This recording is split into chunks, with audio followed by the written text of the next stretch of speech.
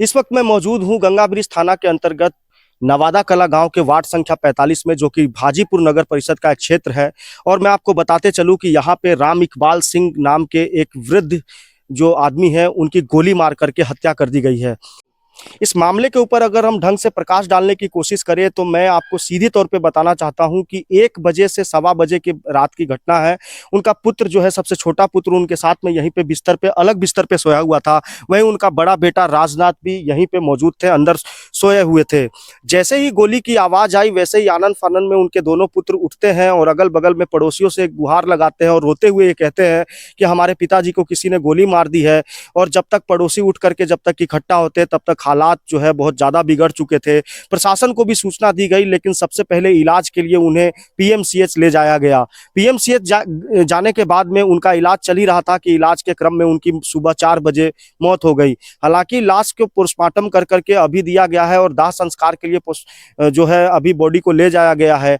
उनके बड़े पुत्र ने जैसा बताया कि राम इकबाल सिंह जो है पुराने एक केस में जो है एक गवाह में थे, जिसके कारण कई बार उन पे दबाव भी डाला गया था कि वो गवाह में गलत गवाही दे, और पैसों का भी प्रलोभन देने की बात सामने नजर आ रही थी। इसके अलावा जमीनी विवाद को लेकर के भी इस हत्या को जोड़ करके देखा जा सकता है, क्योंकि कई ऐसे मामले इस केस के अंदर ऐसे कुछ ऐसे पहलू है जिसके ऊपर अगर गौर से जांच किया जाए या ध्यान दिया जाए तो जमीन से मामला जुड़ा हुआ भी नजर आ रहा है। लेकिन आपको बताते चलूं कि राम इकबाल सिंह यहाँ के एक समाज सेवी थे और लगातार साल 2016 के पंचायत चुनाव में भी उन्होंने सहदुल्लापुर पंचायत से सरपंच का चुनाव लड़ा था।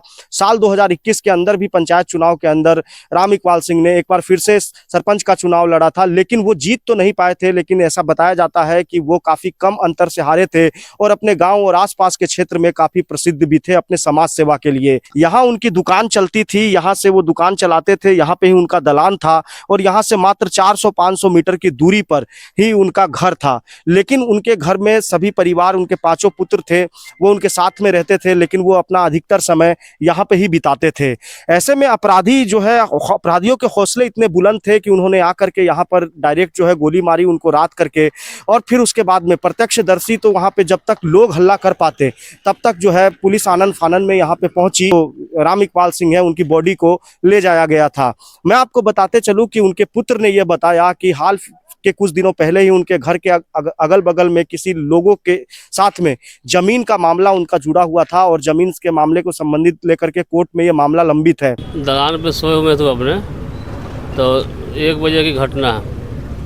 तो एगो 5 गो से आया और जैसे कि एक गोली माथा में मारा है, एगो छाती पे, बाएं छाती पे, बाएं यहाँ पे सदा। हम भी थे, आप भी सोए हुए थे? हाँ, तो हम सो गए और वो मोबाइल देख रहा था। तो वही जैसे कि हवा होगा आवाज़ हुआ ना, तो उठाया कि कोई बाहर आदमी सा है। उतने देर में तो जैसे कि गोली को माथा में मार दिया, है ना। हथियार पूरा लैस था सब। अब देखा तो ये जैसे कि अंदर घुस गया छोटा वाला भाई, तो कोई हम सब बाहर निकलते तो हम सबको मार देता। अब बल्ब जल रहा था तो उसमें हम लोग पहचान कर लिए कि कौन कौन लोग था। कितने की संख्या में आए थे? वो 7-8 लोग था। किस चीज़ से आए थे? वो सब पैदल था। टोटल लोकल है, सब मैंने बगल का ही है। आपने पुलिस को वहाँ पे पीएमसीएच में आप लोगों से बयान लिया गया, तो उस बयान में आप लोगों ने क्या कहा? बयान में जैसे ये 78-20 वो केस है मर्डर का। कहाँ, कौन से थाने में? गंगा ब्रिज। ठीक है। उसमें ये गवाह है, तो बराबर दबाव देता था कि गवाही हमारा तू पक्ष में दो। ये कहे कि भाई हम गवाही देंगे तो ये समाज में की कहेगा कि मरल आदमी कह रहा है कि नहीं मरा है, समझे ना। तो ये कहे कि काम हमसे नहीं होगा।